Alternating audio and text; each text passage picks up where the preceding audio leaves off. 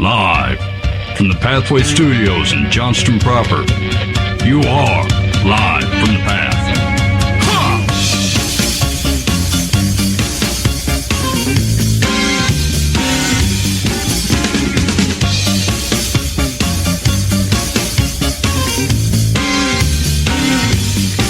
I am a working man. I get things done. Work for the Holy Ghost. Work And for you're the listening to Live Son. from the Path. We're coming from the Pathway Studios here in Johnston proper. It's lovely to be with you on this, whatever. It's nice to be with you. Here's what we're going to do. Let's get right in on this thing. The stuff we're going to cover this week. Deconstruction seems to be haunting Mike. He's got a deconstruction topic. I feel like every week, every other week. No, Why is this thing hanging on you? because it's nebulous, right? And like it's a bunch of folks that like seem to be struggling with their faith, right? And either giving up on it or questioning it. And like, I struggle with the reaction that that we don't like questions, even really hard questions. Yeah. Right? You know, but then on the other hand, like they tend to do it in like a super public, look at me kind of way, which turns me off anyway. You know, and so then I don't know quite what to make of it. Like it's usually more how high profile people, and then they turn it into a little mini throne of theirs, and then that bothers me. But then again, like I've heard people struggling with their faith, people that I know and love, right? And like they're asking almost the same questions. They're just not doing it in such a self-glorifying type of way. And so anyway, it just bothers me when like people start talking about deconstruction and like I don't like the terminology for one, and two, I don't like the instant horrible reaction I think that usually comes out. But then again, I don't like the self-glorification that comes from the folks that are generally doing it. And so I don't know. It was just something I was thinking about, especially after we were going through this list. Yep. You know, and I'm like, I don't know. Okay, so we're going to touch back on it, on a thought that you had this week related to deconstruction. First, we're going to finish off our list. So we got halfway through the list of this was a list from Jim Palmer, who said he was a pastor at the largest church in North America, and he said he had made 25 mistakes. And so last week we covered putting church over community, putting orthodoxy over love, putting certainty over wonder, putting teaching over conversation, putting polished over real, putting explanations over empathy, putting answers over questions, putting membership over friendship, putting prayer over actions. Is that all we got here? Putting services over self-care. Yeah, we got through that one. Yeah, so we're gonna pick up and see if we can't finish off the list this week. We'll talk about a little bit more about deconstruction, and we'll do some advice from Dear Life from the Path, and we're good. Yeah. Hey, before we get much farther down the road, I do want to let you know of a new sponsor that we have on the show. It's Bob Eisenhower with the Eisenhower team, and he sponsors the Live from the Path complaint line. He's not aware of this particular sponsorship nor his name being on the complaint line, but I just wanted to bring his name back in front of you because we think Bob is a good dude. And when we were actually on legitimate radio and hustling up sponsors, we cycled through a number of like secondary sponsors, but Bobby had us covered. Yeah. He kept the show afloat. We paid for the airtime because you had to pay to be on the air, and he was rock solid. He even like my rinky-dink billing platform. Like I'm the only guy who sent him a bill. He had to get out his personal credit card and pay. I think everybody else just sent an invoice to the front office, but right. Bob paid our bill. We Anyway, don't accept POs here. so I'm putting him in as if he's just a brand new. Linked him on and show him some Live from the Path love. Call Bob Eisenhower with the Eisenhower team. They're easy to work with, hard to beat. I do forget what his actual phone number is. Yeah. But if you type in Eisenhower, He's in my phone as Bob Eisenhower. Does that help you guys? yeah, I think that'll work. Also, you know what? Why don't you hit up the complaint line with your deets, and I'll text you his contact card. Yeah. If you need to get a hold of Bob Eisenhower, then this is the time for. He's a realtor. Buying and selling houses. Bob's your man. 515-517-0085. That's the Live from the Path Bob Eisenhower complaint line. Call or text, and if you need Bob's phone number, we'll get it to you. Yeah. And I don't think his investment in our program has netted him $1. Not one. I mean, Mike's bought a house with him. I guess I bought a house with him. I mean, one in 20 years. Yeah. So I mean, he's really playing the long game on this thing. Yeah. So if you want to, if you here's the deal. If you love the show, and you really want to do something kind for us, you should sell your house right now. Yeah. Just decide to sell it and say, look, honey, we're going to take one for the team, and we got to sell it, and we got to use Bob Eisenhower. Done. Okay. All right, here's the back half of the list. Things he said, Mr. Palmer said, mistakes he made. Putting style over substance. Yeah, that's dumb. That is a legit mistake. Yeah, that's just a flat-out mistake. Nathaniel? Yeah, I agree. Okay. mistake. Yeah. Yeah, I don't think that needs a bunch of commentary. Now the style over substance thing. Do you, you think he's referring to like a slick and polished services and whatever? Yeah. Yes, I do think that's what he's saying. But like, and I do think that is a risk. I do want to be cautious that we don't come off and say, look, the only way to be authentic is to be crappy. Yeah. Right? Like, hey, this is the same way, and this is odd. Like, my situation is interesting because, like, as a pastor of a house church, like, I don't pre-write anything out or whatever. But like, just showing up and going, well, we'll see what the Lord says today. If I don't read it during the week, if I don't think of the questions people might have, don't bother looking into background or anything, and just go, well, we'll see how it goes.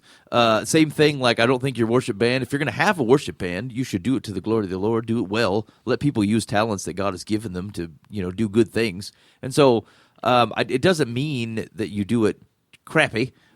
Just make it worthwhile. Like, do something that is of substance, not that just tickles the eyes. Yeah. Yeah, okay. The next one was putting appearance over authenticity. Don't be a fraud.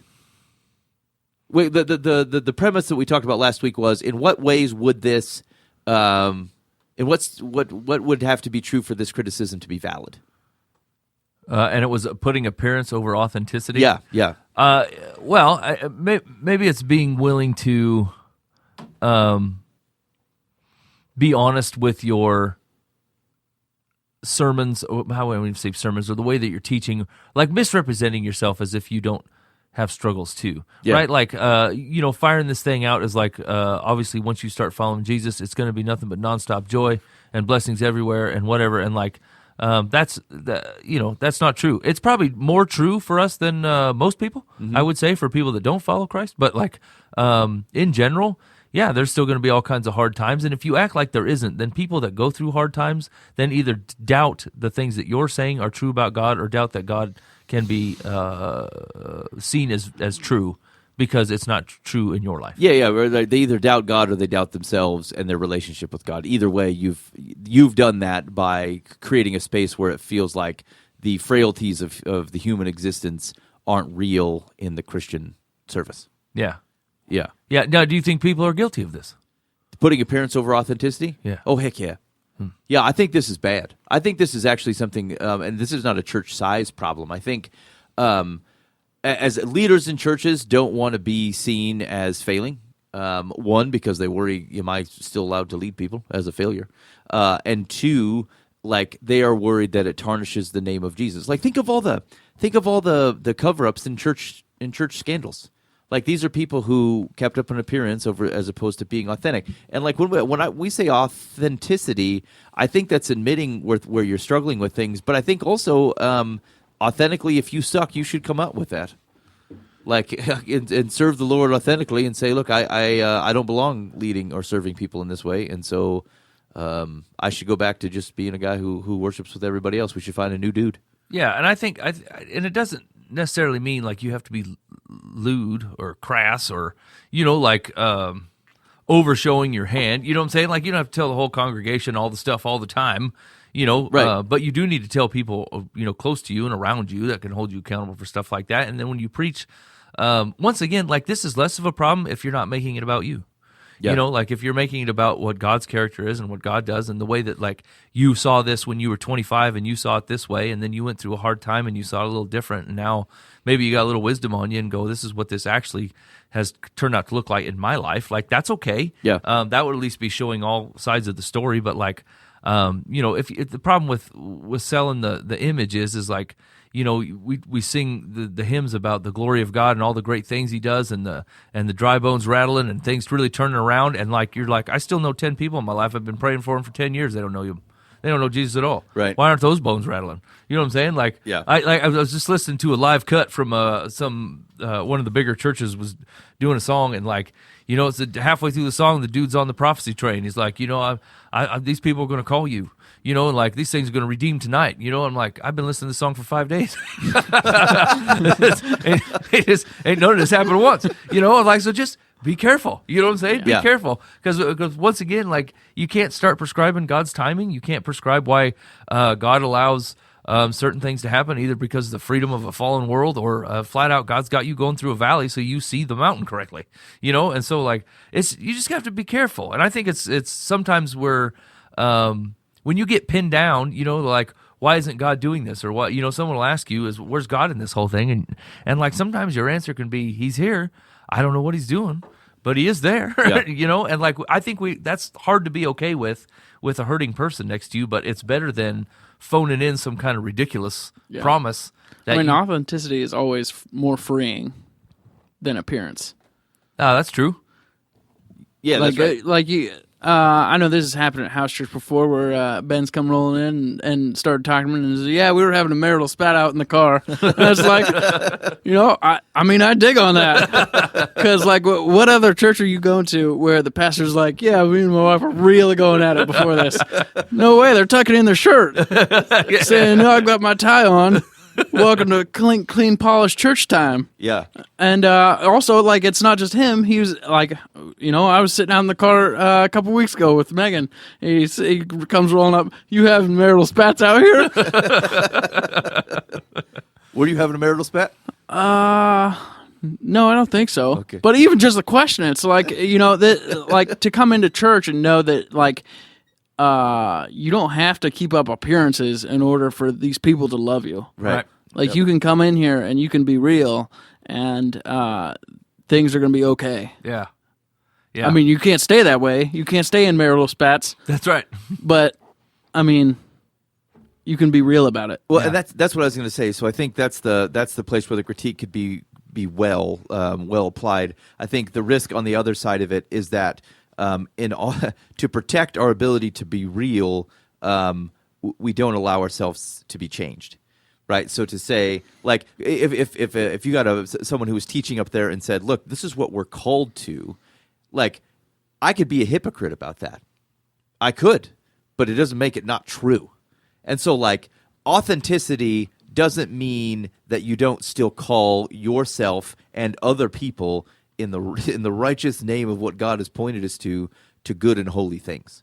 And so I think that's the risk on the other side, is in order to defend their authentic selves, we refuse to be changed and edified and molded into the selves that God wants us to be. And so you have to have room to take things like that in humility. And like we actually we were talking about this in one of our this logic class I'm teaching with some high school students, and we're like, one of the key notions of your ability to be changed is like, can you take in information from a hypocrite and allow it to change you? Because, like, frankly, if a number of the kids goes, "Yeah, my parents are always telling me to do stuff, and they're hypocrites because they do it." I said, let's ignore whether they do it or not. Was it right?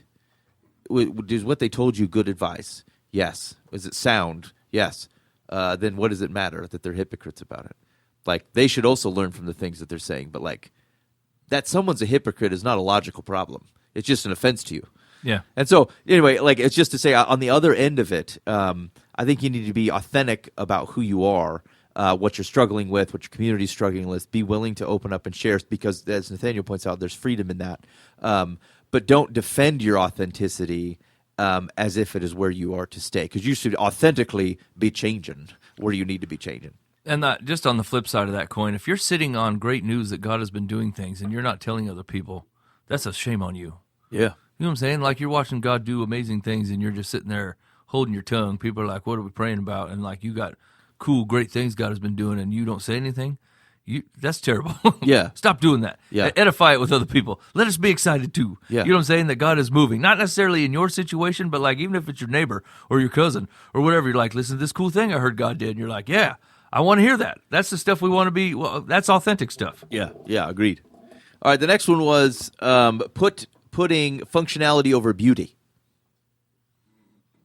That's a real hippie thing to say. I don't know what's going on with this. I don't know what that means exactly. Like, Is he trying to say that there's beauty in the mess, right? There's beauty in a little bit of rawness, opposed to what do you mean by function? Like, what does it mean, functionality? Yeah, I don't know. It's a function. It's fulfilling something. It's fulfilling a purpose. It's accomplishing something versus beauty. I don't know. I don't want to overspeak on this one. I don't understand what he's getting at here. I'm gonna parlay as well. Nathaniel, do you have any thoughts? No, other than like I'm trying to think through like what would a mega church have that's functional that would decrease on beauty.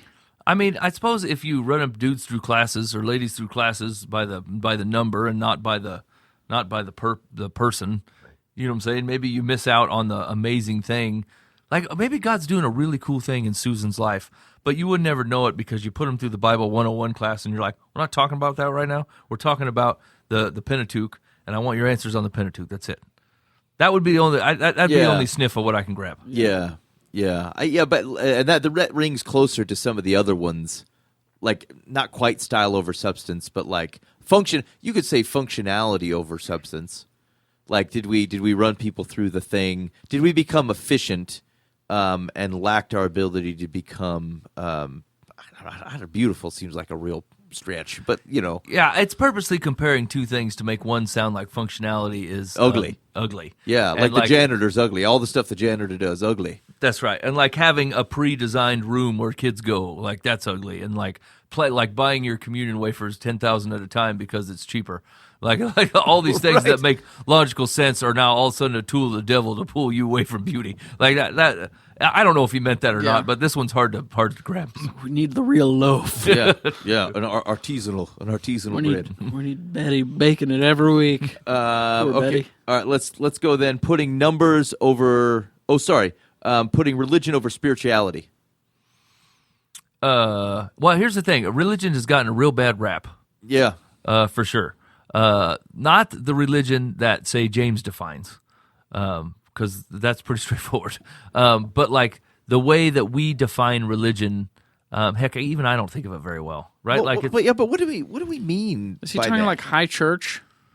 Because that's what I think when he says putting religion like form and function over relationship. Yeah, I think it's to imply like high church / Phariseeism. Like, I think that's the worst. I struggle with that. Yeah, but like I don't even know. Like outside of Islam, most religions are not so bound. Like it's a real interesting. It's an interesting critique against Christianity as a whole. But I think I get the point about like people who don't know it. If it feels like your religion is go and do the things, if it's a schedule, really, I would say like it's similar to that conversation we were having earlier this week, where religion is telling truths about God without the heart of God. Right? That's how people view religion. Yeah. Right? Like, here's a fact, here's a thing that it is true, but you said it like a complete jerk without God's heart. And so, like, it just seems like you're following a religion, not a God who loves and interacts and is full of grace and mercy. So he says let's follow, and this is a quality critique, religion over spirituality. So what would that spirituality is nebulous to me. Like, if we say like you're pitting things together that I'm not okay with us pitting together. Like, hey, it's almost saying, look, if you follow the Bible versus Holy Spirit as an example, right? That's garbage. The Holy Spirit inspired the Bible, and so like that's the Holy Spirit versus Holy Spirit. The Bible is spirituality, and so what do we mean? Well, I mean, maybe it's a dichotomy that actually shouldn't. Is that what we're getting to? Right? It shouldn't even exist. Yeah. But it does. But it does. There are people that lean very heavy on true things without God's heart, and then there are people that lean very heavy on I don't like to be bound by the way that scriptures are interpreted between this and this and this and this guy, but I just like to let the Holy Spirit or Jesus flow through me and steer me as I walk this earth, which is not bound by any truths. Yeah, that's right. That's right. I function exclusively under holy indigestion. Yes. And yeah. Okay. So what about as an example, like you were talking to that fella from the church around here who was fighting with the elders for months on end on just changing like the order of the service. That's right. Right? That's right. And so like that might be an example of this where you're taking something that maybe seems like religion because it's in order and has a this it's the way we've always done it and doesn't allow for freedom. Well, yeah. And think about it like the way that we do our normal Sunday services, right? Like, well, okay, we're going to do 3 tunes, and we're going to do a prayer, then we're going to do 2 tunes, and then it's time for the communion, and then it's time for the worship or time for the sermon, and then 1 tune at the end. And right, if we say anything outside of that is unholy, right? Like if the Spirit moves somebody to go on a rant and talk and preach to the people straight from the crowd, and we're quelling that and going, no, that's not in the service, Bob. Sit down, right? Like that's probably no good. Yeah, which is unfortunate that any of that stuff is being represented by the word religion. Which that's just like human stubbornness. Yeah. Yeah. And I think religion really has, like, the word just has a bad connotation to it in our culture for sure. Yeah. If someone says, "Hey, I'm pretty religious," the problem it's that someone would say that, and they have some level of pride in it, implies that they're probably real sticklers. So stick in the muds. So I had a guy accuse me of being religious, and it wasn't in a bad connotation, Yeah. But like I was asked a question, somebody's name, and I'm like, man, that sounds like a name of a saint something. And I said the guy's name, and he goes, well, shouldn't you know? Aren't you religious? And I go, I'm not Catholic. I don't know all the saints or whatever. Yeah. I said, I was just making conversation, but like just assumed because of the way that I carried myself, like they don't see like you're a follower of Yahweh or you believe in Jesus, right? Like you're just religious. Like you fall in a bucket of people that believe a thing. Right. Yeah, boy. Think of all the distinctions that you would make in your mind about just what you know about what other people believe who follow Jesus or claim to follow Jesus. And then how much outside of these types of circles, no one has any idea what you're talking about. Yeah, that happened to me recently where I was talking to a guy about like meal trains after somebody has like a surgery or something like that. And he's like, I have never heard of this in my entire life. I was like, I thought it was like ubiquitous. Right. Like everybody did it. Yeah. And apparently it's a church. Just the Jesus people. It's a church thing. Yeah. I was talking to another guy. He grew up in the church, and I was like, "Hey, Derek, are you familiar with the meal?" He's like, "Yeah, you get the ladies together, get a meal. You come over, and clean the person's house." And I was like, "I'm not having experienced that one, but yeah." Clean right the on, person's Derek. house. Yeah, Derek was saying they come over and clean, and What church does he go to? I'm going to go visit. I think it's I'm feeling under the weather. he said it was predominantly African American, and it was kind of a mix between I don't remember the name for the denomination, but it was Episcopalian. He said it was like a combination of Pentecostal and Baptist. That's wild times. Baptist-costal. Yeah. Yeah, Baptist-costal. Boy, I bet there's some inner fighting there. Okay, he said mistake was putting numbers over faces. Yeah, you jerk. Yeah. You should be ashamed of yourself for doing that. Hey, he's trying to repent. No, he's not. Okay. He's trying to accuse other people of other things. He's just doing it in a sly boots. Yeah, he's like, oh, look at me, poor me. I neglected to put the toilet seat down, and I peed all over the seat, as did all of you. Like, actually, that's one of the things I struggle with when it comes to some of the deconstruction stuff. Is it always comes with a load, like they're finally free of something that you poor saps are still underneath. Yeah. There's like an attitude about it. Yeah. And I'm going to save my commentary for a follow-up discussion. Yeah. Okay. So, I think this could be true. In fact, I think this often is true. So it's a right critique. But like, stop it. I don't like. This isn't even. You're not even protecting, unless you're trying to say like people are on the risk of trying to protect the wrong thing. Like the evidence of success lacks humanity. And instead are institutional measure targets. Actually, this is part of the crux, I think, of the Rise and Fall of Mars Hill podcast. Is you start to measure. This is always true when you start to grow things. Is you stop measuring the tangible kind of salt of the earth thing. Hey, we as a company want to make a difference. We want to help the little man, and we want to provide a great product at low prices. And after you get 2 or 3 years in, and now you're dealing with 10,000 customers over 16 states, and now you're not counting. Did Earl get his seed this week? Right now, you're counting. Did the trucks deliver on time? What's our relationship with the warehouses? You're counting different things. You stop counting the thing that you actually started caring about at the beginning. That's funny because the bigger you get, the more that you move on the defense. Like the more you're trying to keep the train moving, opposed to make sure that the train is actually going where you wanted it to. Yes, go. that's right. That's right. That's what we were talking about. We were talking about some work environments before, and like the measure of success isn't did we do a great job? Did we have the impact in individuals' lives that we expected? It's our hammers swinging and trucks moving.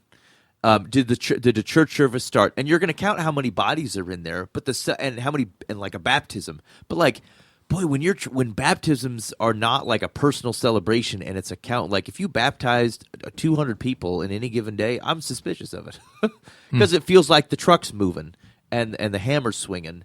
But like these people, like do they meet Jesus here, or do they get caught up in a process, or did they get caught up in a moment because you said something real whiz bang before you invited them up? And like it's not that people can't get baptized spontaneously. We've done it. It's great. It's super awesome.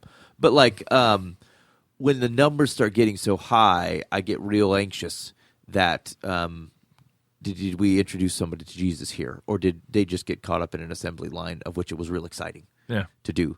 And so, yeah, I think this is totally a risk. I should knock it off. Let's see, putting holiness over humanity. I don't know if that. When could this be a right critique? Well, I mean, I suppose if you're judging people who don't know Jesus, then yes, I think that's the right. Saying the parts of humanity is too dirty for me. I shall not be around it because here's I am all so the holy. or if you're talking to somebody specifically and saying, here's all the ways that you're failing. Here's all the ways that you're not holy. You know, and like instead of going, I hear all the things that you come from and all the things that you've experienced. Let me tell you something about Jesus real quick. Yeah. You know, like, and introducing him to the God that we're trying to show the standard, where the standard of holiness comes from. And so, like, if you go straight to here's all the tick boxes on why you suck, that's putting the holiness over humanity. Yeah. You know, but like, that's where it could be a right critique, and I think to some extent that.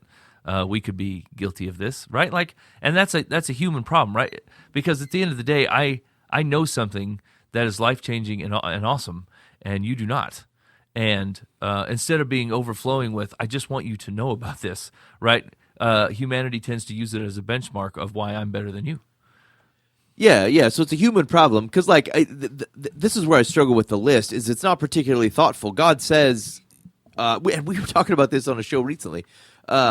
Or maybe it was an old show. You be holy like I am holy, and like, but that's not. There's a. If you look at it in the right way, it's not a you suck because you're not like me holy. It's God saying, I see you that way. Now live up to it.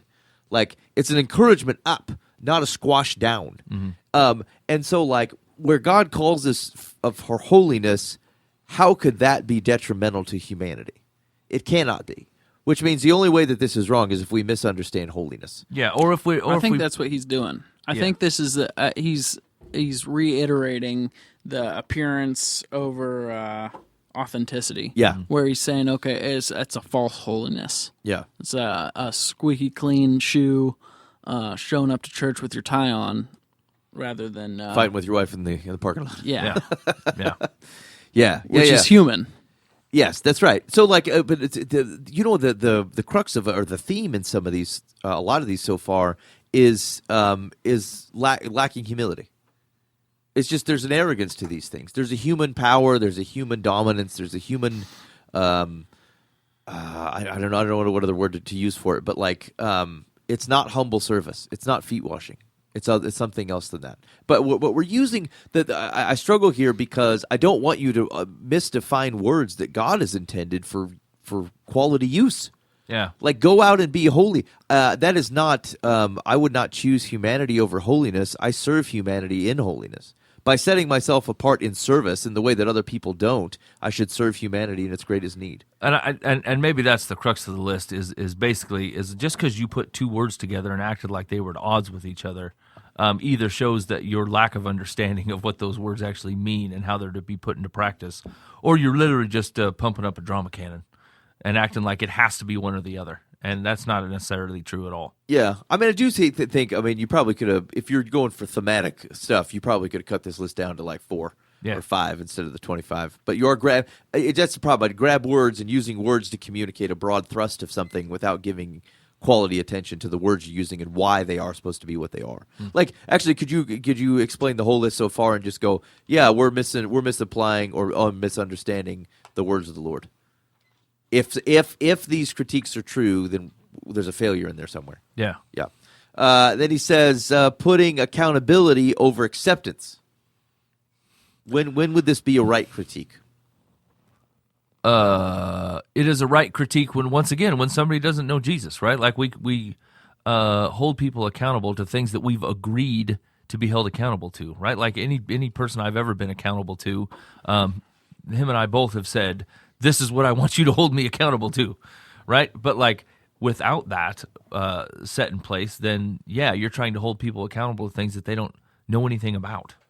Yeah, and this is tough because of the word acceptance. If we mean I should accept that people who don't know Jesus aren't going to act like people who know Jesus, then yes, you certainly should. But if it means we should otherwise be find it acceptable or be satisfied with people's thoughts or beliefs that are detrimental to them or to the world around us, and I should have that over a level of accountability for people's actions, I don't know that I can buy into that. I'm not even sure this is even a Christianity problem, this particular thing. Like, the notion of how much should we just accept that people will do what they want or be what they want, even if it is harmful to them?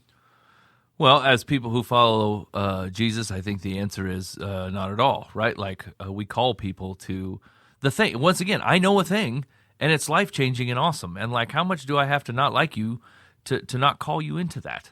You know, and so like, and I mean, obviously, people argue from this standpoint all the time. Is like, I just want to be accepted for who I am, and like, God sees you exactly for who you are, and actually, you're not it right now. This is not what God created you to be. Right. It's not the place that God had set apart from you, and it's not the joy and freedom that He promised. And so, like, just because you're willing to accept less doesn't mean that He is, and it also means that I'm not willing to accept less just because you are. Yeah, but yes, yeah. So I think it's there's a humility issue in here that, like, one, you weren't ordained the accountability man for everybody in the world. That's a relationship issue. You better be the right person in the relationship. However, I think the boundary on the other side is that, like, if some guy showed up into my yard and started drinking out of the bird bath that had like a cat deucer in there, and goes, "Look, I just like it," like, I'm still gonna mention it, Yeah. Sir. You know, I think you shouldn't be drinking that. It's bad for you. That's right. If you want a cat deuce, I can't be part of it. So you're gonna have to do it somewhere else. It's like, that's right. You're going down the road a piece, and so, like, I think this notion of acceptance, like, I get it. It rubs into some very sensitive areas. I understand, but like, I think this is too shallow of a critique. Yeah, I think what the actual critique is and where it plays out in functionality throughout humanity is people calling particular sins to accountability and not people, right? Like they look at a person and see their sin, and that's what they want to fix. That's what they want to address, Yeah. and not actually the person that's doing it. You know, like they're just says, look, I don't know anything about you, but I know this is true, and I know it needs to stop.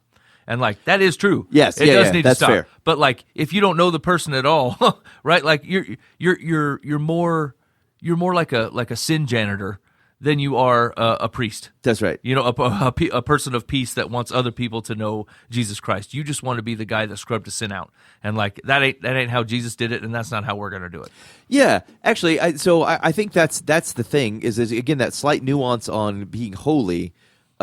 Within people, do I see a human who needs rescue, and I am enthusiastic for the chance to introduce them to that path, or do I see a human who needs rescue, and I want them to super duper know that they need rescue? Yeah. And make it very clear how much of a rescue that they need. I think you do like that. Notice that he needs rescue as part of both, but like, are you focusing? What's your balance on the definition, or like the of what am I pointing out? Actually, I think this was, I just released like one of the older podcast episodes, and I think this came up there, and it was about, Dan was talking about Calvinists. They tend to focus on depravity, which means they tend to focus on sin. Like their conversations just aren't super hopeful. Yeah. It's a real downer, and they focus on it all the time. Is that part of God's story with humanity? Absolutely it is. But like, so is his rescue. Like that got to be Christianity spread on the rescue part. And so you have to tell the full story, but like on the balance, are you focusing on encouraging up to meeting Jesus, or are you focusing on discouraging people so that they know how much they need it because they're so bad? Yeah, and I think it's pretty easy to tell as time goes on, because like if you're the sin scrubber, then you expect pretty instant results, and it's your main topic of conversation. But like if you're presenting a path of rescue, right? Like Jesus will do that, and the Holy Spirit will work over a time period. Yeah. And like if you're only after the sin scrubbing, then you're going to get real frustrated real quick, and you're not going to be near patient enough to be with them, the person, as Jesus does the rescue. That's right. It's not going to happen overnight, right? And that's and of course the Lord does this in His own time, and you have to be there for the person, not necessarily the sin that you're trying to get rid of. Yeah. Agreed. Next one was putting heaven over earth. I think this is a right critique. If I actually think the theology is better, because I do believe our eternity is on a rejuvenated earth of which Jesus comes to live amongst and rule over humanity. And so the notion of like I'm busting out of this joint, I think is rough theology. But also like not treating people's relationship with Jesus as if it is like an earthly experience. It is like it's all you know. Like it's the only thing you know. That's right. Heaven is like a 30-year mortgage to a 21-year-old. You know what I'm saying? Where they're like, "Hey, we're going to loan you $108,000," and you're like, "Whatever." I'll sign. How much is it a month? Right. I don't understand. Like it's not like even if they would bring a briefcase out with an image of all this money, you'd be like, "Yeah, okay." Now on the other hand, that same 21-year-old will drop $20 out of his pocket while walking down the street, and it's the biggest thing that ever happened to him. Like, we got to get that 20. We got to have it. But the $108,000 they're borrowing from the bank, completely unimaginable. Yeah. They can't take it in. So like I think it's something to look forward to, most definitely. But like you do run the risk of painting gray over human hurt, real human need, real human joy to be had in good, perfect things. Like, think of this. Like, we're introduced in scriptures within the first few chapters. Like chapter 1, God creates earth and it's good. Like, this is good. God looks down and goes, and He says it's good. This isn't me like, I couldn't have done that personally. This is the Lord going, I created this, and this is awesome. And if our main focus is completely bailing from the experience that God was happy with, at least the pictures and themes of it, like, I think we're probably missing something. It's almost telling God that, like, get me out of this hellhole. I can't wait to go where you're at. And He's like, I'm coming there. Right. Well, and then try to convince somebody, like, hey, do you want to spend eternity with Lord Jesus? Why? Well, it's awesome. I mean, you say, what do you know? You haven't even been there. Yeah, right. You know, and like, so like, and we're saying, look, experience the God that created you here and now. And then you will look forward even more to eternity. And that is true, right? But like trying to say the only basis for you deciding to follow Yahweh or not is based on your decision on how to behave in the afterlife. You're like, I don't even know this God you're talking about. So I don't know. You know, it's even almost, let's get back to the theology point, is that like, why do I even care about heaven? Why do you care? Because you think they got a sweet sub sandwich shop? Because you think the streets are literally paved with gold, and you think it'd be cool to get your lower digits on top of some gold? No, gold is slippery. Like, why do I care about heaven? Because I think Yahweh is there. I think Yahweh lives there, right? I get to walk with the Lord in heaven. And so now, let's go back post-resurrection Jesus, and He says, I send a helper. The real, like, part of the entity of the Godhead now lives within you. You walk with Jesus here. So, like, what are we pining for? Now, there are things like the elimination of human corruption and sickness and death and all the, like, there are certainly things.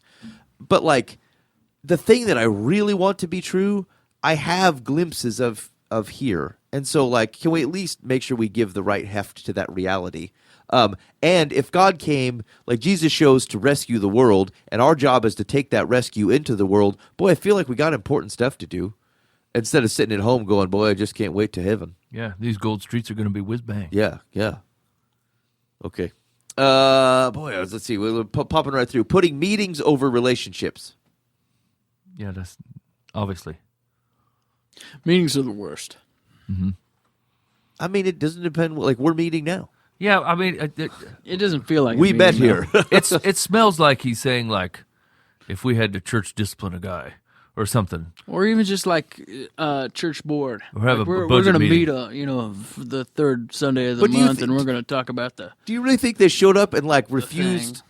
Like, we're real callous about it. Like, hey, welcome to the church board meeting. Hi, Jim. You shut your mouth. We don't do that in here. No, we're but- conducting business. Well, no, but yeah, I mean, like, of all the most ridiculous church fights I've ever heard of, they always around some stupid meeting item, right? Like, hey, we need to order new pews. We're going to get blue. I don't I mean, want you blue. can't argue with people unless you put them in the same room. Right? But that's the thing. Is like your relationship with Brian, who insists on the orange pews, and now you're like letting it split you up between your relationship with him because over a stupid meeting agenda thing. Yeah, okay. So, like, this is really saying put relationships over, I don't know, individual preference or pride or all kinds of things like that. Yeah. Like, it's not really a meeting. Here's the deal. It's like I interact, I've been in many kind of like top level, like executive style meetings for my also job. And like, there's all kinds of glad-handed in relationships in there, and not even like BS golf stuff. Like these guys, oh hey Brian, how's it going? How's your family? Yeah. Hey, how's your son doing at college? Or like some kid's got his kid on a college basketball team. People ask that guy all the time, man. Hey, I saw him last night. He got 15 points, 3 fouls, heck of an elbow to the face. Yeah. like the things that you would think would be super dry in corporate America, like they're people having relationship type of stuff. Yes, they roll it up and they ask the questions and they go forth and figure out the answers. But like, I just wonder that this one doesn't seem well formed, because like people are just like the one of the opening ones was putting church over community, and we said that the church is community. You can have meetings and relationships. It's just all meetings are an agreement to show up to a place and talk with people. Yeah. So, okay, I think you guys are right though. That's probably what he's getting at. Putting reputation over risk. In which places, right critique, should you put be more risky? It seems like the same question as the polished over. Like same thing. Same. Yeah. Yeah. Or like maybe as we think about Christians, do we get concerned who we're seen with, what type of folk are hanging out and attending I think our it's a stuff? Pharisee. Look, your Jesus hangs out with sinners and tax collectors. Yeah. You know, right? And our unwillingness most of the time to hang out with our modern day sinners and tax collectors. Yeah. Or like Even on a casual meeting. That's the thing. It's like it'll be completely acceptable to the Pharisees if you were trying to lead them to Jesus, right? Yeah. But what if you were on a soccer team? You know? What if you were out to dinner? Just a regular out to dinner with them. Yeah. You know what I'm saying? Just regular doing life. Well, like, well, if you're not specifically hanging out with them for the purpose of leading them to Christ at that meeting, then yeah, your Right. reputation is tarnished. And How that's foolish. how many Hail Yahwehs do I have to say for this to be an evangelism tact? Correct. As opposed to eating some salmon Yeah, dinner. and it really does. Like it's a thought, like it's a buried thought. I don't know that anybody would like vocalize it, but right. But if you're hanging out with an X group of people and you're not specifically trying to evangelize to them that day, then you've joined them, right? Are you being nice to them? Right now, they're going to think that their sinful life is okay, Yeah. because you're being nice to them, Yeah. right? It's the exact same thing Jesus was accused of, and like, yeah, I think we can be guilty of this. That's right. Yeah. So I think that's right. So is there a place where this goes too far? I suppose where you start compromising. It's back to the holiness question.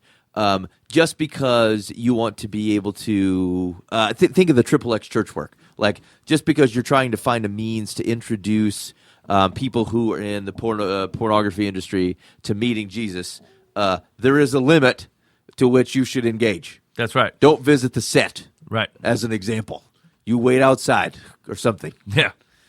Don't be pay- an actor. Yeah, don't offer to run the camera, Yeah. right? Like, These are don't not- be like, hey, I go get lunch for everybody. Yeah. That might be a little far Let too. me help with the script or whatever. Like, this is not you. You're like, but how do I get close to these people? Outside. The script. You do it outside. So, like, yeah. Just don't. There is a there is a where you say any risk is acceptable.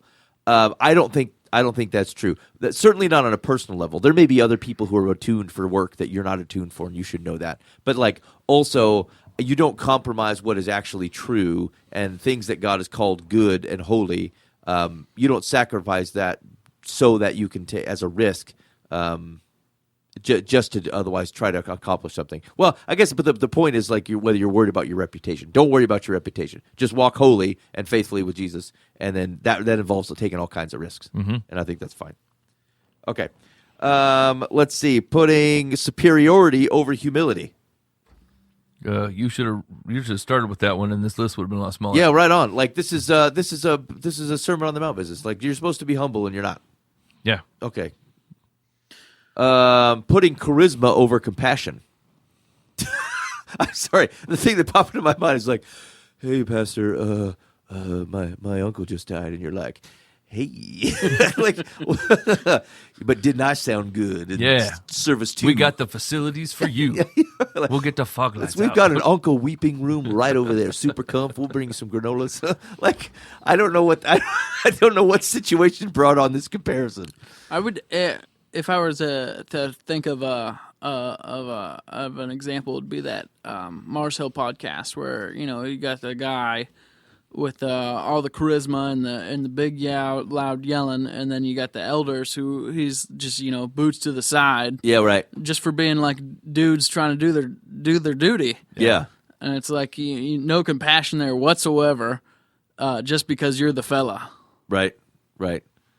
So it seems like you're comparing two different things. Once again, it's an odd pairing. Yeah. Okay, we don't have to spend any more time on it. All right, putting the afterlife over the here life. That's the same thing as the heaven over earth. Got it. Getting lazy. Putting doctrine over reason. Well, okay. Does doctrine have a bad connotation to it outside of Christian circles? Well, yeah, because I think people take it in the same way they take in religion, as if it's a blind acceptance of information with refusal to listen to anything else, which is the I think the reason part. I don't know. I probably had this conversation 50 times, like especially in youth group stuff, but like I don't see that doctrine and reason are fighting. No, right? Like they're not at odds with each other.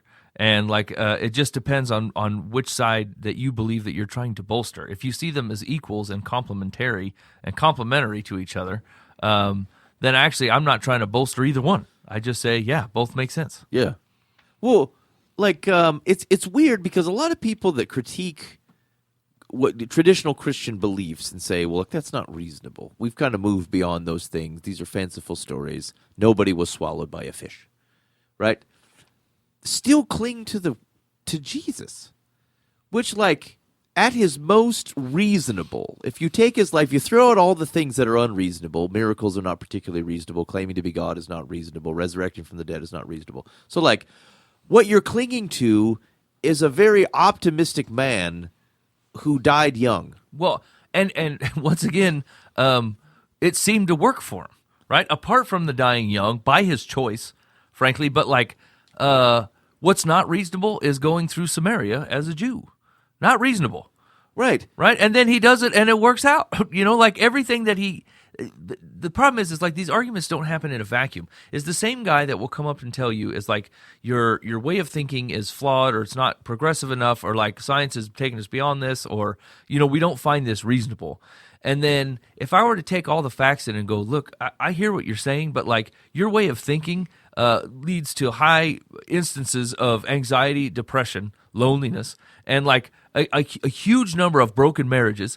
And then you're telling me that like the thing that I think is flawed. Yeah. Like that's not reasonable. Right. If I look at the output for faithful followers of Jesus Christ, flawed faithful, but yet faithful. Yep. Right? Like if I can compare those numbers to the things that you're saying and like on things that people will universally agree are positive. Yeah. I feel like the faithful followers of Yahweh have got this thing by the pants. Yeah. You know what I'm saying? Like, Yep. And so like once again is like you're like this isn't reasonable, or I was thinking about it, and like this.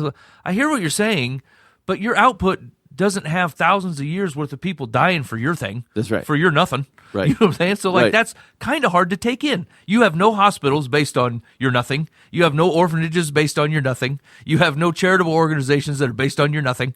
Like, all these things where people are sacrificing of themselves to make most of God and people. And you go, yeah, the thing that you're doing is unreasonable. Well, your grandma's in my unreasonable hospital. Right. Yeah. I think this is. I think it's a critique on Christians being supposedly stubborn. You continue to believe this thing, like either childish things, like somebody got swallowed by a fish, or the Earth is only 7 days old, or was created in 7 days, or just all kinds of things. But like our doctrine comes from a scripture which was faithfully recorded by people who believed it to be true, and lived life in such a way that reflected that they believed it to be true.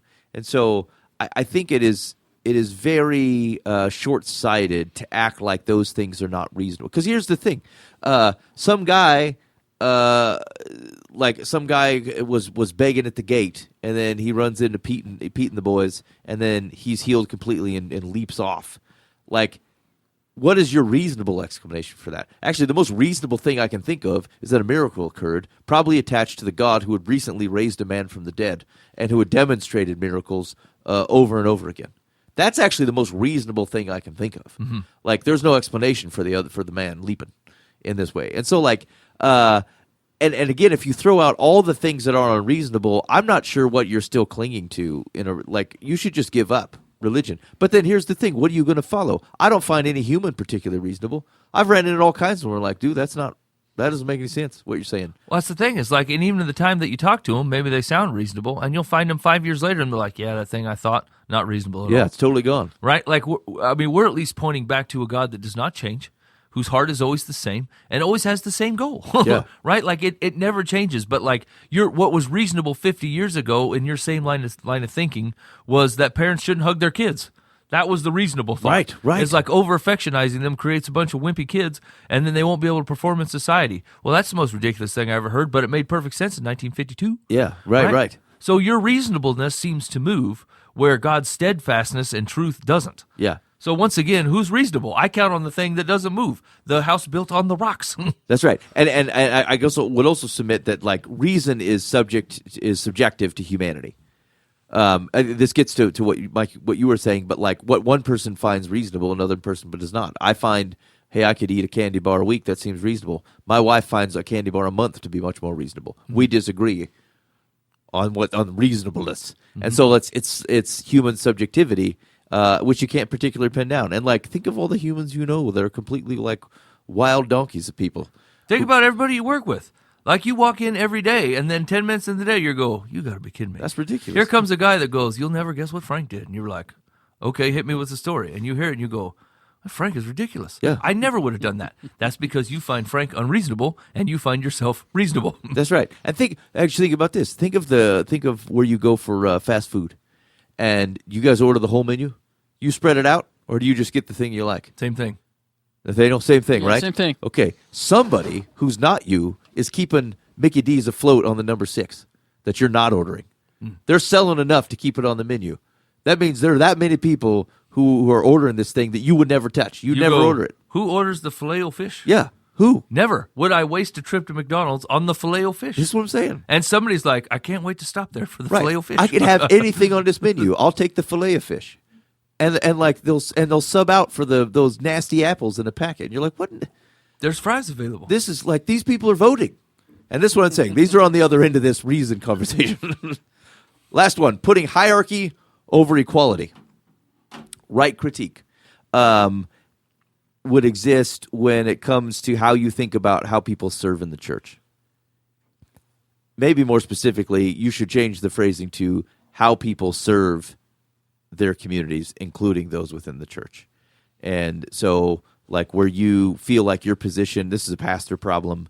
If you believe you are over and above people as opposed to having unique, you should fight. This just feel like a burden to you, to be honest. I think if you're pastoring correctly, you don't feel above people. You feel like you're the guy in the corner who just got tagged to weep over all the crap going on around him because everyone's going to tell you. They're going to hide it from everyone else. They're going to come find your house and go, hey, guess what? Here's how the world is effed up. Yeah. And you weep for it. Like, this is a prophet's job. It's not the same work as a prophet, but like it's the type of gig where like when God says, hey, I call you to be a pastor, I think you can enjoy it because you're doing the work of the Lord, but like it should make you feel like a king. Like, I don't think you're doing it right. And so if there's a hierarchy, and actually this is what makes me nervous about bigger churches, is if someone to come to me, let's say I was the lead pastor of like a church got, I don't know, 3,000 people in it or something, and they say, hey, look, I need to talk about this, and I say, you need to schedule some time with the pastor over your cohort. Yeah. You don't. I don't meet with people. You go meet with this guy. Okay, that's crappy. Or people like the level of importance, which means you don't deal with people's stuff. That now you're managing an organization. I think that's junk too. But this was hierarchy over equality. If you're a purist house church guy, they're all over this. In fact, they would hate the way I do it. That like you have even like a guy who says, I'm the guy who teaches the thing. They were like, no, everyone speaks. Like, I mean, nobody in any different ways. Everyone's like this bland bringer of spirit shaken every week. I'm not sure on it. So I think you can overrun this if you don't recognize where I feel like Scripture continues to bear out. There are people that have specific responsibilities within the church, but they're not thrones. They're responsibilities. They're ways in which you serve the community around you. Other people are serving the community around you in ways that don't require a title. But they're serving in the same way you're serving. You just have yours maybe has some representation in Scripture. Not everybody's does. But like I think we can totally get this wrong. How about where it's a poor example? I think you stretch it too far to act like there is not a set. I think hierarchy is not the right word. But like again, do you still consult the pastor if you've got two believers trying to sort something out? Is it still okay? Do you go to a guy who's got a sense of authority over a particular thing? Like he's the guy who God has put the burden on his heart to say you answer these types of questions. Is it still okay to go that guy as opposed to just picking a rando? I think that's all right.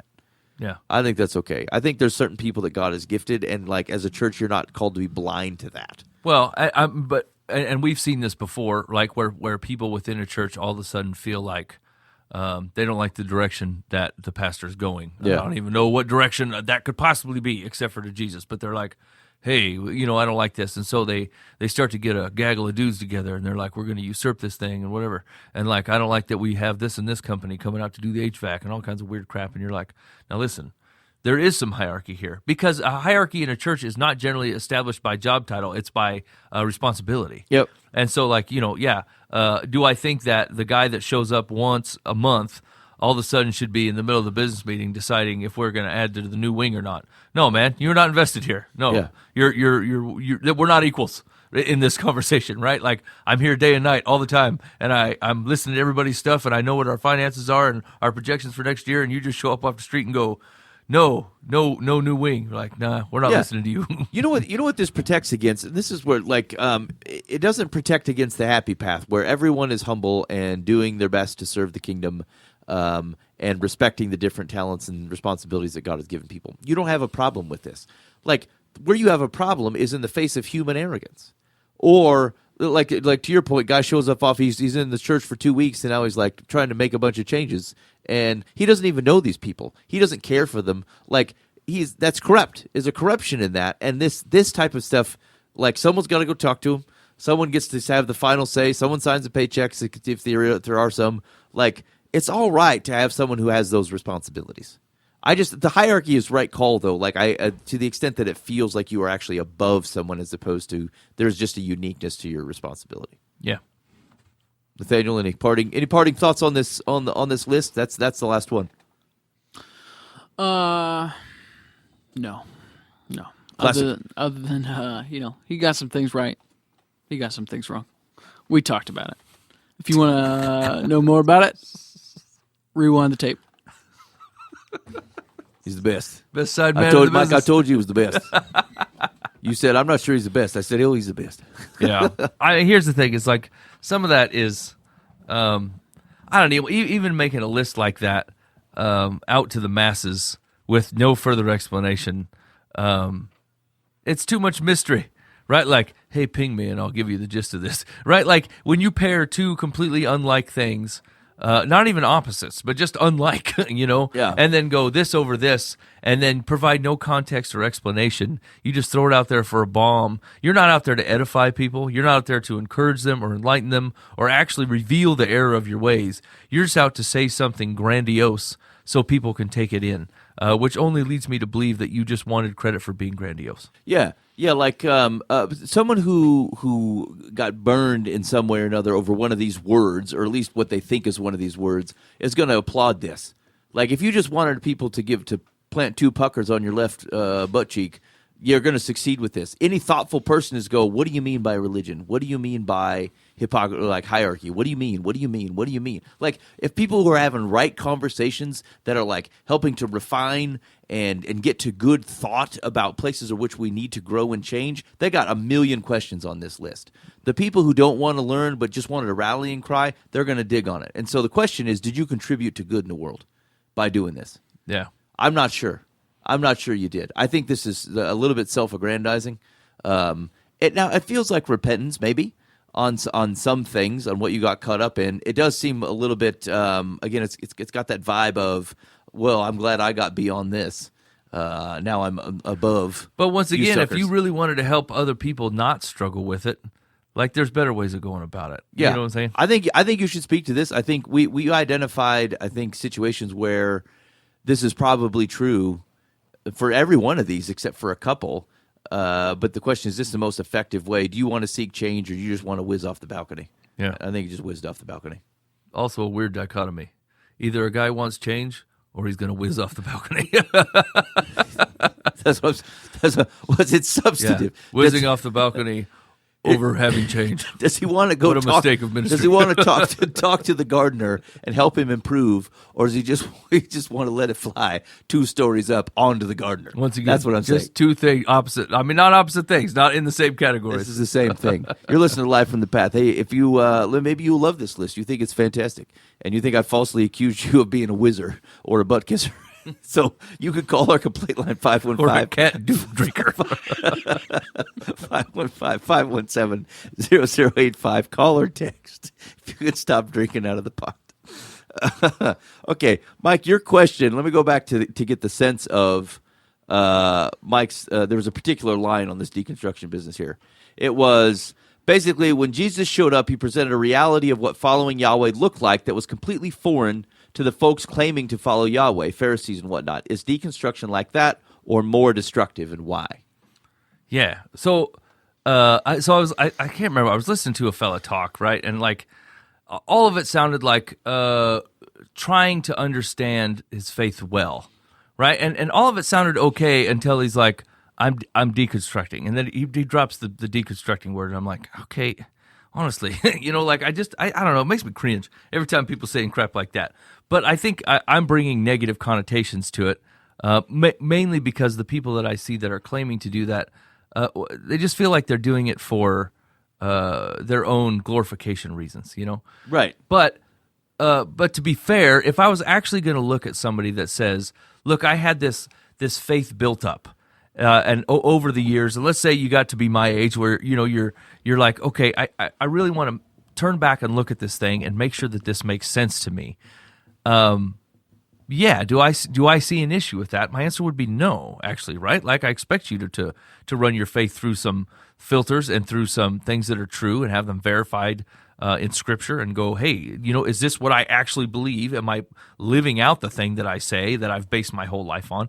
And like I was thinking about Nicodemus, where the guy thought he had this whole thing covered. He's a Pharisee and like he's got this all figured out, and then Jesus shows up and like he's forced to rethink everything that he thought was true about what the Messiah looks like and what following Yahweh looks like and what temple sacrifices and all this stuff, right? So like, if I take the mustache twisting out of it and I just look at Nicodemus and go, is that deconstructing? Is that, here's what I thought this was. And now I feel like I need to rethink this. I've been presented with different information and I'm just going to look at this completely fresh. I don't see that as near as bad. No. That's appropriate. Totally appropriate. So what's the difference between, like, let's say that interaction with Nicodemus and Jesus and like the modern term of deconstruction that we're looking at? So I think some people actually do mean that. I think there are folks who are doing that, and they're going through a refining process. It's like taking the power washer to your deck after the winter or whatever. You're very satisfying. Yeah, you're like, hey man, I don't intend to have it this way. Is there crap on here that I didn't put on there, or that I don't want on here? And is it righteous? Is this what my deck is supposed to be? And so you take the power washer and you start seeing, hey, what are the bones of the thing that remain after I get all the crapola off it? Especially stuff that other humans have put on it. And so, like, you should constantly be asking that. But deconstruction gives the sense that someone has built a house and then took it apart, like block by block or board by board, and then re-put it back together. But I can't imagine it actually requires that. So I think a lot of times when people are talking about deconstruction, they are saying that. They're like, I'm going to rebuild this thing from the ground up. But my foundation didn't change, as an example. I'm looking to see, did a bird take a dump on my deck that I need to hose off? Not, do I need to blow up the deck and reconstruct an igloo out of the shards? Which is what most people are doing when they're talking about deconstruction. They tend to mean they're questioning even foundational things of the faith. Not how do I understand them, but whether they are legit, whether they are real things. And that's the place where I would say I might remodel the house. I might turn something I intended for a bedroom has all my flyover kitchen utensils out. Well, I'm not using it correctly. It's wrong. So I'm going to get the kitchen utensils out and use it for what it's supposed to. These are all fine. But I think the thing that kind of ends up triggering Christians listening to deconstruction stories is it doesn't feel like people are looking to get what is the real sense of what God was saying. They're going, did God say? Is God real? Is any of this stuff true, or what do I think? That's really what it's like. It's like you blew up a house that God built and then re-put it together based upon your own design. And that I think is what it feels like to some folks. I think that's a little unfair, because I think the questions are totally right. Yeah, right. The question that did God say, or do I believe this thing that God said? Do I actually think this is true? I think those are still fair questions. I think the where it gets a bad rap is once again, people are just. They're doing it out in public. They're doing it like the fellow that wrote the list. Yeah. Right? They're not really saying anything or trying to lead you in a way or apologizing for the fact that they had drug you down a thing that they believed to be true and now they no longer believe it to be true. And then when they leave, they just tend to blow up everything behind them. You know what I'm saying? They just be like, it was all wrong, and you guys are wrong. Now we're at the superiority thing, where you guys are all wrong for ever believing this. And I think most of it comes from, once again, we just have real short memories, right? We forget the things that God did. We forget the things that we saw Him move in other people's lives and in our lives. And there's no one that's been following Jesus for any amount of time that hasn't seen God do an amazing work. You just have, so now you tend to minimize it and go, well, that wasn't that amazing, or that could have just been a thing of coincidence, or whatever, and then you start to rationalize it and then get it all kicked out of there, and then all the things that you knew to be true, all of a sudden are not. And so, I guess maybe I'm just trying to make sure that when we're talking about people doing deconstruction, we're not talking about people that are just taking a hard look at the structure that they have and going, look, what have I allowed to creep in here? What have I let some squatters sit here? Where have I decided that I'm going to put in a glass chandelier where that doesn't even fit the motif of the house, right? This stuff needs to go, opposed to, like you said, they just blow the whole thing up and now they want to go to each house and blow those up too and go, just so you know, I've seen the light of how phony and raw this is. It's going to the rest of the houses in your neighborhood that were built by the same builder, and making sure people knew by the way, I need to remind you, your house sucked. I got suckered into believing in such a crappy house, and I bought it. But now I've rectified this by blowing it up and reconstructing on my own, under my own counsel. Well, and here's the thing. It's most of those folks, I mean, that I would know personally that have done something like that, problem is that they believed a promise that God didn't even make. Yeah. Right? They believed something to be true, and it always has to do with them personally, right? God was going to make much of them. And when He did not, or it did not come through, then all of a sudden they're mad at God because God didn't make much of them. And like, that is not anything God ever promised, right? God says, you're already much. I said you were much.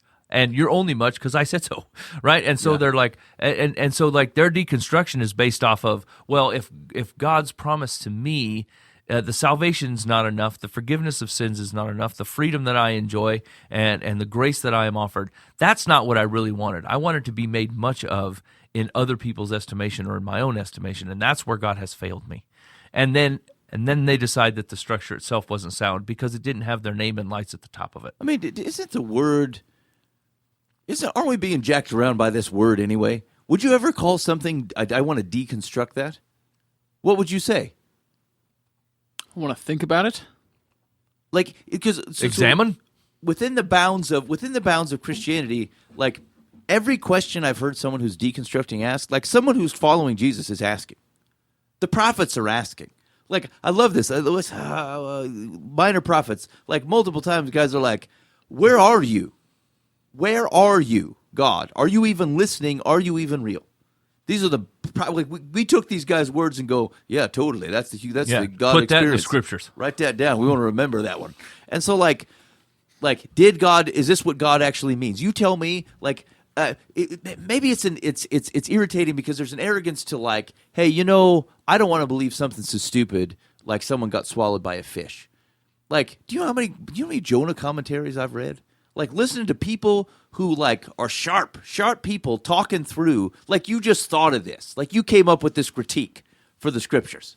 Hey, I don't think the earth is, I don't think it was made in 7 days. I think that's garbage. I love science. It's like, have you spent any time here?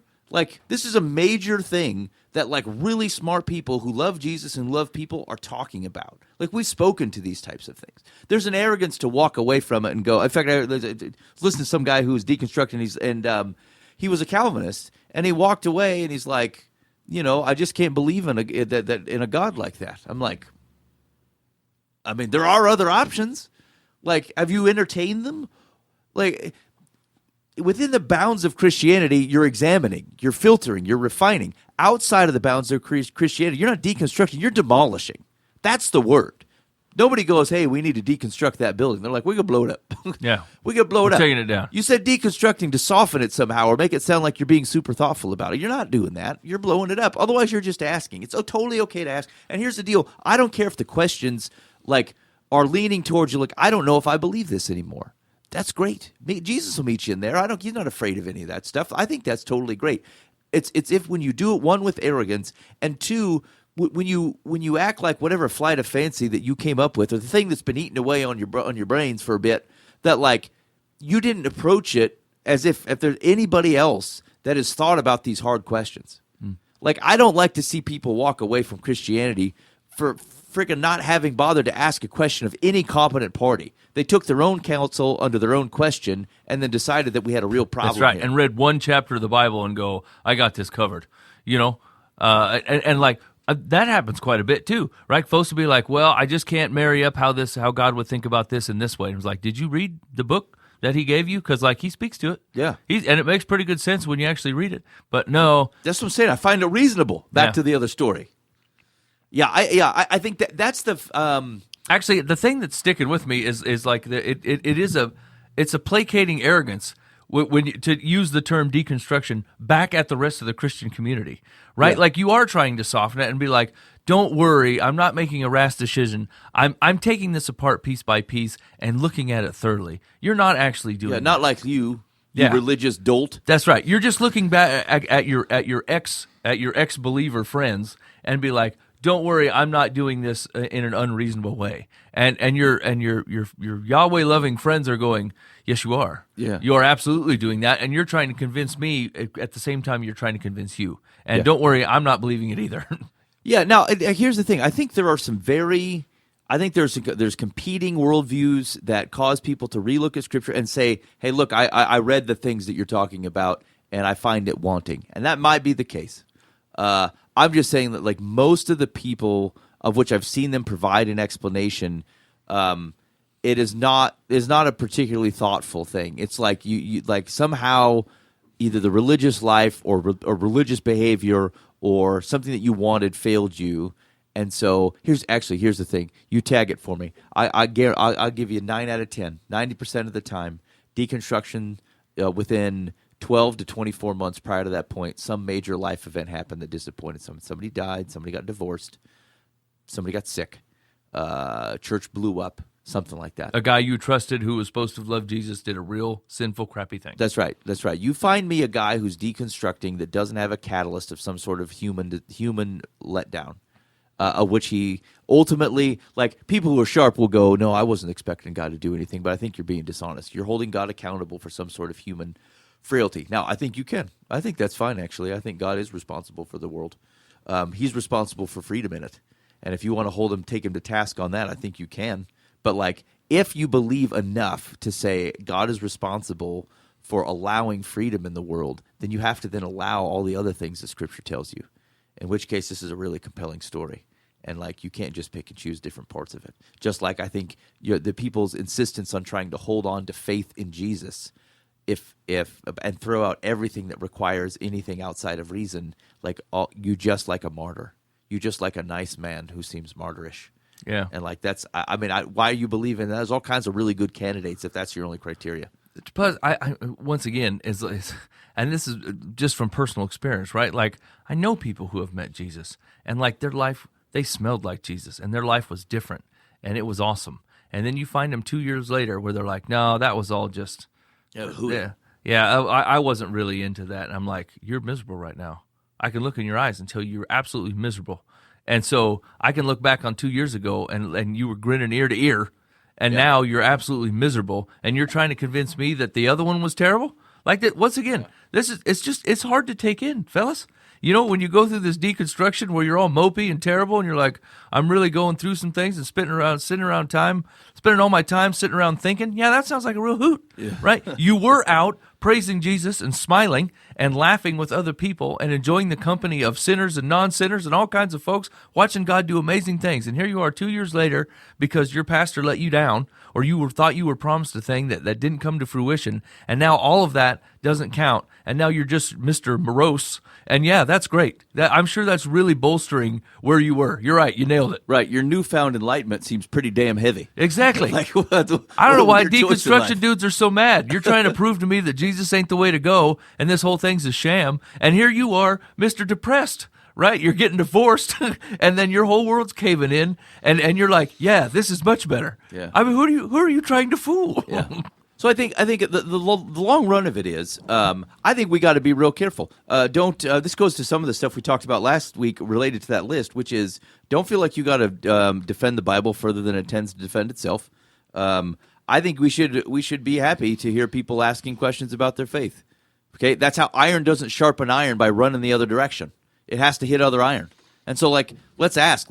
Don't critique people who are asking these types of questions. Let's be in on it. But, like, if you're running into, if there's an arrogance to it, either because you're someone who's going through this process, let's just call it demolition, all right? This deconstruction thing is a bogus thing to say. So you're blowing it up because you're not sure and you want to start and check it out fresh. That's fine. But you can't be arrogant about it. And frankly, if you're going to do that, this thing is the utmost importance. Most people are Christians, or at least Christianity's got a solid foundation throughout the world. The thing has persisted, and at least the Yahwistic religions are dominating the world. Like, you are in a significant minority to not be a Muslim, a Jew, or a Christian, which means this thought of Yahweh God, the one Yahweh God, is freaking sticking to the mat. All right, so the burden of proof is on you to go, why do I, within the 2%, 3% of the world, reject everything else that everyone believes?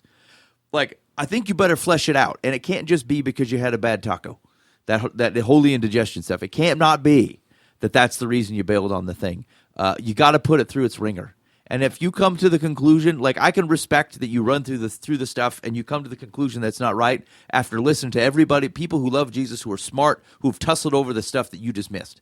But, like, you got to give it that. It's of the utmost importance. It has to be. Right. And it can't just be based on your feeling, right? And you know that. And you know better than that your feelings can't be trusted. You absolutely know that. I know mine can't. That's why I end up looking at some ancient book and going, boy, I think people over the centuries have looked at this, read what it promised, and still believed it after they lived a life. That's why you crave the words of Jesus in times of trouble. You're like, I just want to know something true. I want to know how to look at the world correctly, and I know that I am not. Yeah. So, Jesus, tell me a thing. That's right. Show me the red letters. It's going to calm me down. All right. Hey, you're listening to Live from the Path. Let's. We got time to give like an advice? Yeah, One advice? probably two. Ready? Two. Dear Live from the Path, I am blessed to have a wonderfully supportive family, which includes my and my husband's siblings. I was recently scheduled for major abdominal surgery. For the weeks leading up to it, I quietly went about preparing the house and putting systems in place so I could be absent. But otherwise, I tried not to dwell on the upcoming unpleasantness. Most of my support people checked in and occasionally see how I was doing or if I needed anything. One sister-in-law, however, has been over the top. She sends cards, texts, flowers, and calls. I appreciate her support, but it's too much. The cards always say the same thing, heal gently, quotes, and, quotes, these are the good old days of medicine. In the weeks leading up to surgery and afterward, I have received nearly a dozen cards, plus her texts, etc. Is there a nice way to let her know it is too much and I'm tired? My body reminds me every day that I'm healing, but slowly. I don't want the attention and the reminder that I am not yet where I'd like to be. Please let me know if there's a polite, graceful way to make it stop. What kind of burden is this? Wow. Okay. Here's the deal. The fact that this bubbled up and you thought, of the problems in the world that need solved, this one, I'm being overbeared upon with kindness on things that I can easily ignore. You know what I'm saying? Have your husband get the mail. And 12 cards? That's aggressive.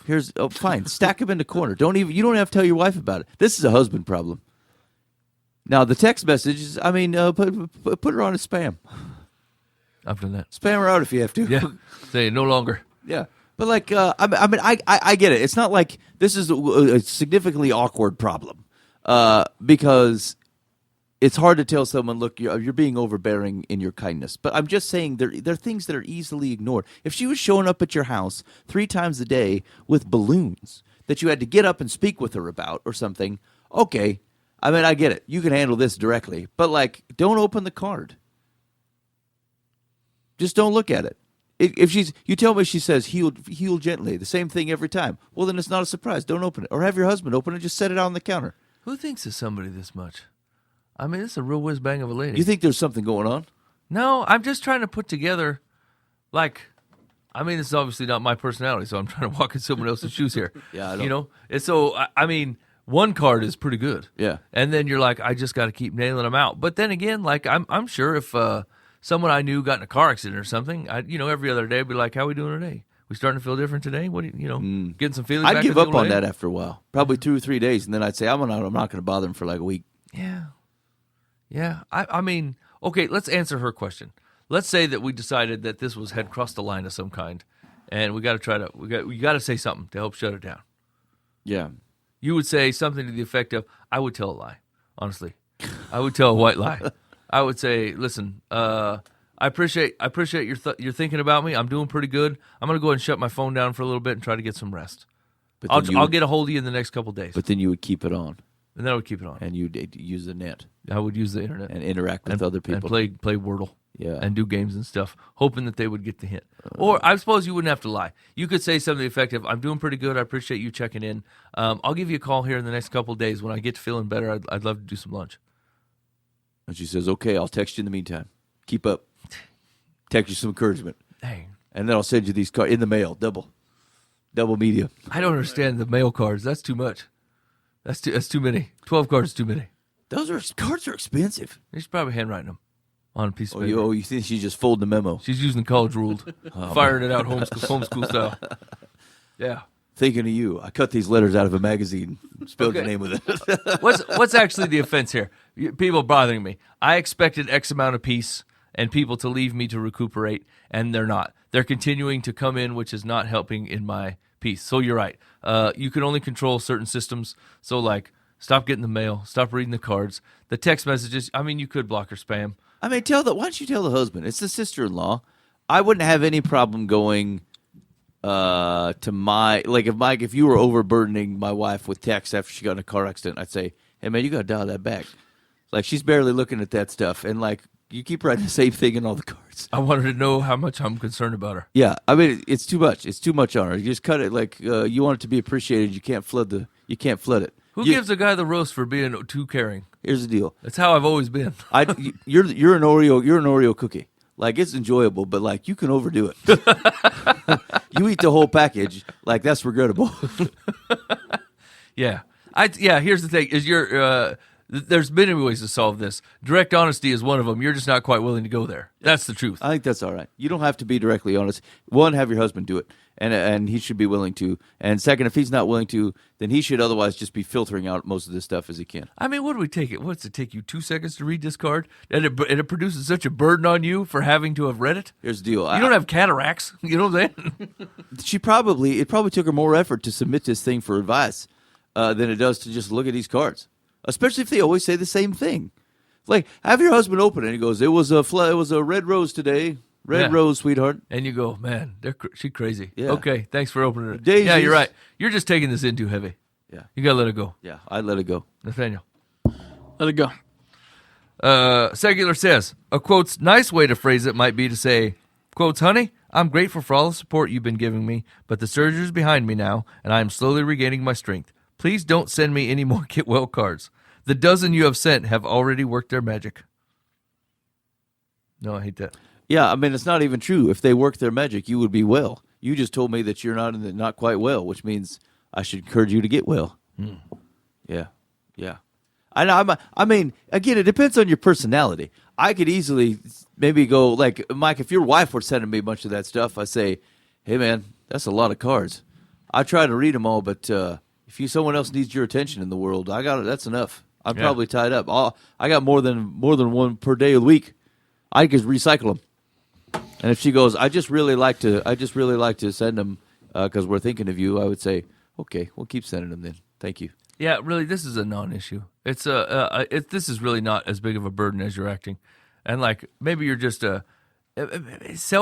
insecure, like you're worried that people are thinking that much about you, and I don't know. It seems like you have some different issues apart from this woman being overbearing with the cards. I mean, I don't like people, like the sense that people are like worrying about you when you feel like it's not warranted, and you don't like the sense of people like being like fussing over you. I get that, but like she's not really doing that. It's not like she's writing extensive cards or sending like third opinion doctors to show up. It's a one-ply tissue issue, man. It ain't got no substance to it. Yeah, I'd snap it back. Like it sends you a card and says heal gently, and I'd call her and go, what the heck does this mean? Yeah, I'm riding it rough. Yeah. Some deucer keeps sending me cards all the time. Yeah, I got some violent healing to do. You want in on that? I can't barely recover. That's weird. Yeah. Okay, last one. Ready? Get well, never mind, go ahead. Dear Life from the Path, I refer to my husband as, quotes, the most single married man I know. He turns off the lights, turns off the heat, and turns off the TV while I'm still watching or still plan on being home. Yeah. His latest single thing is that he planned a birthday dinner out with our son and other family members. Guess what? I found out about it from the birthday boy. We've been married almost 50 years. All our children are in their 40s. I have spoken to him numerous times about his forgetting my presence in a room, but I have never been excluded from a family birthday until now. I'm thinking of writing a book titled The Most Single Married Man I Know. What should I be doing differently? Are we sure? I mean, he's been married 50 years. Let's assume they got married at 20. Got it. 18. 18. Are we sure he doesn't have some dementia issues here? He so? just doesn't know. He forgot his wife. Yeah, he's unaware. I would keep that as a possibility. I mean, I just can't imagine the backlash I would receive if my wife is literally watching TV and with no announcement, I shut her down, turn off the heat, cut the lights, and hit the trail. You know what I'm saying? Like, I just can't imagine. I did that the other day. I walked into my bedroom and I hit the lights. It was bedtime, and my wife was standing in there putting lotion on, and she hollered at me. She's like, "Hey, Hey, I'm living here. I'm doing stuff. What's going on?" Bedtime. Non-existent person. I don't actually. We've heard a number of advice requests of which people are complaining about situations that, like, I cannot imagine didn't come up at the time that they happened. Like, what did he say when you came up to bed and said, hey there, Ed. I was watching Gunsmoke still, and, I was shivering cold. Like, because then you'd get to your problem. If he said, look, you can't keep it this warm in the house. We're trying to keep the energy bills down. You could say, my husband's a tightwad. That's the problem. Or, I can't think of a reason why, he likes us to go to bed together We've done it every day for as long as we're married. So when he's ready to go to bed, we both go to bed. You could say my husband's a bit controlling, and I have to bend to his schedule, but it's kind of sweet. Yeah. But that isn't what you said. And so like I don't know. Is it maybe they don't have a healthy relationship? They not get along now. But here's the thing. Actually, I take that back because it's not just unhealthy. It's antagonistic. If he intentionally scheduled a birthday setup. Maybe he just assumed his wife was going to go anyway because he's like, I'm going. And so I'll just tell her that day. That seems like a dude thing to do. I mean, here's the thing. It's like marriage's dynamic changes a little bit when your kids get out of the house and your kids are 40. You know what I'm saying? Like that. You're in the 65 to 70-year-old range most likely. You know, and so like, are you going to have conversations with your grown son that you don't tell your wife about? Different from when, say, your kids were 9 and you had a conversation with your 9-year-old and you're like, you'll never guess what me and the 9-year-old talked about. Yeah. I You know what I'm schedule saying? a birthday at the Pizza Ranch. That's right. Like, it's not like you would inform your wife every time your son called and said, hey, how many amps do you think that fridge in my garage pulls? Yeah, you know, right. and you're like, you'll never guess what Craig called me about, the amps for the fridge. You know, your wife don't care about that crap, and so you don't mention it, you know? So now going out for the birthday dinner, you didn't mention whether, like, does he go out to dinner with your son a lot? And you said other family members. Do you mean, like, all the sons? Yeah. Or, like, the daughters, too, and their grandchildren? Or, you know, like, I mean, he sounds a little obtuse, aloof, and kind of a jerk. Yeah, maybe. We're going to get in trouble for not being as hard on this guy as we should have been. I mean, I don't know. I just I mean, he's obviously not being considerate of his wife. True. And that's wrong. He needs, and regardless of whether it's part of his personality needs to change. His wife doesn't feel appreciated; she feels left out. Even if he had the intention of telling his wife. Now, here's what she didn't do. This would really help me. It's like, what did he say though? Like when you said, "Hey, why did you schedule a birthday party with our son and not tell me?" Did he say, "Oh, shoot, I thought I'd written that down," or "I thought I told you," or "I wasn't going to tell you ever because I don't care whether you're there or not"? Like, which one did he say? Yeah, true. Is it a birthday dinner like a week before? Like, hey, we're just going to do a dude's dinner? Like me and the boy are going to go out or something? I don't know. Why Like, did you never bring it up? Is it, or you just say that's the way it is? I guess I guess I'll never talk to him about it. Because I'll tell you what, since I did that, and Megan was talking to me about it, every single time I go to hit the lights and she's in the room, I say, "You ready?" That's right. this is going down. Actually, I made the mistake. My wife would fall asleep on the couch, and like I bet I did it twice. But like I thought, oh, well, she's sleeping all right. I'm not gonna wake her up. This seemed real practical. Like I'm just gonna be kind about it. I mean, I got if. How many degrees go up? Third degree is worse than second degree? Yeah. I got the third degree. No, first degree is the worst. I got First degree murder is is worse than second degree. I got murder. We're talking about murder or burns? burn. It's a burn. It's burns Okay. third degree. She's Yeah, firing third hot. degree's bad. Yeah, I got whatever the highest degree is. I got it. I mean, she was mad. Why would you abandon me? Why would you leave me down there and just go to bed so selfishly? I'm like, I thought I'd done the right thing here, but I had not. But like, I don't do it anymore.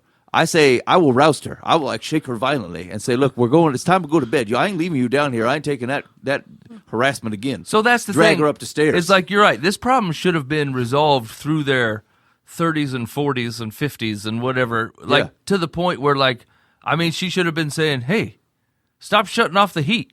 I'm not ready to go to bed yet. Yeah, Leave the be, lights on." and he should be better by now. If Correct. if she has mentioned this, there's no excuse for him continuing to act this way. But people have. We talked about this where people keep the house. Now here's the thing: what am I going to do? Am I going to fight every day with my wife about what we keep the house at? She wants it at whatever. I say, yeah, that's what it is. Yeah, It's going to be at the whatever. There's a phone ringing in here. that's the weirdest thing ever. You going to go answer it, Nathaniel? Go see who's calling the church. It's like almost midnight here. Van D's. Like the ice cream shop.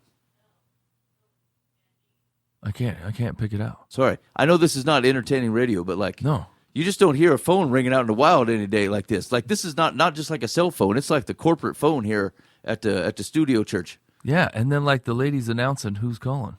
Yeah, no one's even up here waiting to listen to the phone. This is a weird contraption Dan has in here. We're gonna have to talk to him about it. Anyway, yeah, at the end of the day, there seem to be a lot of life circumstances that should not allow this to continue to be happening. Yeah. What was the story, I think? They hung up when I answered. Rude. Yeah, so there seems to be a whole life worth of marriage that should have helped switch some of this out. Yeah. No one is disagreeing that your husband is an aloof, self-centered doofus. Yeah. I can't imagine in scheduling, hey, I'm going to go visit the kids and not telling my wife. Not even just to say, hey, I set up a dinner with the boys. Yeah. I'm going to go out with the youngins. Yeah. Like that's just weird. Yeah. Unless you're leaving out the part that you're a real pain in the teeth. You all right? Yeah. You're a gas bagger, or you stir up a bunch of drama, and they don't want you there because you cause a bunch of trouble. Sounds like she is, because she's writing a book. Yeah. Nobody writes a book without being a real gas bag. The most single married man I know. I mean, you tolerated this. I mean, this is not the woman's fault. I don't know. It just seems like if you tolerate poor behavior and then complain about it without actually having said anything to them, then that's hard to take in. Yeah, I think that's difficult. What does the secular say? Secular advice is, if this has been going on since you and your husband were married, accept that he is someone who is unusually centered on himself. If this is something relatively recent, he may need to be physically and neurologically evaluated by his physician. If there's nothing, quotes, wrong with him, recognize it's time to fend for yourself. Remember to monitor the thermostat, keep a flashlight handy, and be prepared to explore activities you enjoy in case your husband, quotes, forgets to include you in the future. Like monitor the thermostat, like fight with him? Like move it up when he moves it down? Yeah. Is that what she means? Yeah. That's really aggressive. Yeah. Okay. All right. Is that it? We gonna tuck it up? Yeah. Nathaniel actually answered the phone, so maybe we're gonna see what's going on around here. Yeah. Agreed. Okay, well, we're going to cut you loose. Thanks for hanging out with us in Life from the Path. Give us a call on the Life from the Path complaint line, 515-517-0085. That's the Bob Eisenhower Life from the Path complaint line. We'd love to hear from you. In the meantime, be faithful in the means. God will handle the ends. You've been listening to Live from the Path.